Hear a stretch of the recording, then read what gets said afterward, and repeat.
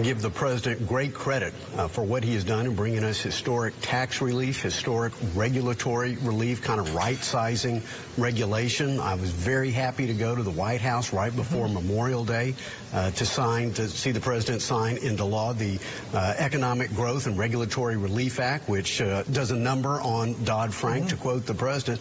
But all of this, Kevin, all of this could be erased by a global trade war. In fact, I saw a report from Barclays that said that the tariffs imposed upon the EU and those on China, we could lose 90 basis points off of GDP, which is what many economists believe the tax relief gave us in the first place.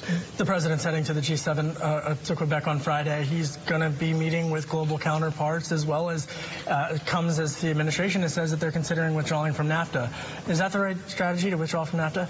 Absolutely not. I mean, number one, not only as a member of Congress, but as a Texan. I can tell you, in Texas, we are very dependent upon NAFTA. And the bottom line is, Kevin, for every one job that there may be associated with producing either, for example, aluminum or steel, there are probably a dozen, if not 20 jobs that fabricate that steel. I mean, I've heard from two different steel firms in the 5th District of Texas, one that fabricates it into shelving, others into metal buildings, and they're both very concerned about the pricing of their product now. And also what, unfortunately, the administration has done is they have thrown a huge wet blanket of uncertainty on an economy that otherwise they were responsible for making red hot. I mean, the administration has brought us 3% plus economic growth, and if the administration isn't careful, they're going to take it away. It's not just the policy that's coming under question, it's also the mechanism in which President Trump is using to do this. Section 232, citing national security has been how he has really proposed doing this. Do you agree with the use of Section 232? No, I don't see it at all. Yeah. Again, the Honda Accord is not a threat to U.S. security. And what I don't also understand is if we're imposing tariffs on the EU, well, if you look at the membership of the EU and you look at the membership of NATO, they're almost identical. So on the one hand, there's a group of countries that we claim are our closest military allies, but then we say, no, we can't count on you for steel and aluminum. And if you look at the stats, the Pentagon takes maybe 3 to 5% of domestic steel and aluminum,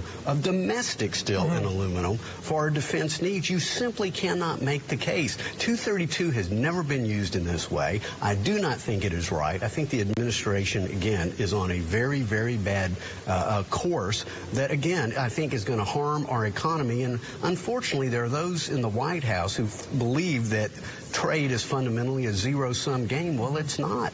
Both parties benefit, and our strongest national defense is provided by a strong national economy, and the administration is poised to hurt it. Earlier this week, Senate Banking Committee Chairman Mike Crapo at the White House with President Trump raising the issue of CFIUS reform, and that, of course, has direct impacts to ZTE. Do you agree with that? Does your committee have any plans to take up a similar amendment to what the Banking Committee has done? Well, we've already done that, Kevin. Yeah. So we have already marked up a bill in our committee, a different version of CFIUS. It passed out of committee unanimously. But does this address ZTE? Do you have concerns about ZTE? Well, I do have concerns. So that is not directly addressed. Two different matters here. And so on the House side, that concern would have to be addressed most likely in the House and Ways and Means Committee. But our House Financial Services Committee does have jurisdiction over CFIUS. We've passed a bill. They've passed a bill out of committee. I don't know exactly when we'll go to the floor, but I expect that this will be resolved. But again, unfortunately, the administration's actions put somewhat of a damper, I think, on the progress of this as we try to sort out if this is how they use 232, exactly how would they use new CFIUS? You know, yeah, that's a great point. And I want to wrap this up by asking you this, because I've covered you for quite some time, and by no means are you someone who has, you've been criticized, in fact, for positions on the Export-Import Bank by the business community, for example. But you're by no means someone who is always in lockstep in saying, hey, we can't just worry about other countries with trade. So put this in a broader context, Mr. Chairman, of the trade debate that we're having from your position as a conservative who has argued for, keeping America's interest in trade negotiations. Put this in context with me.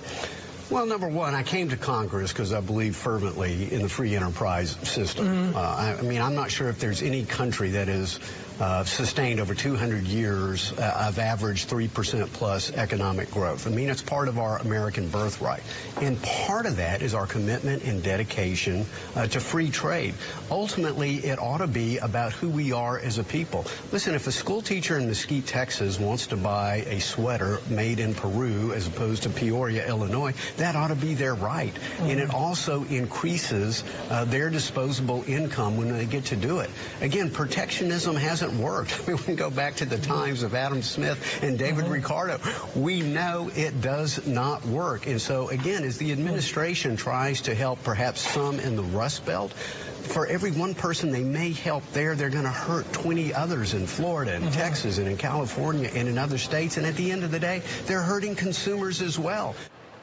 That was Texas Representative Jeb Hensarling, and with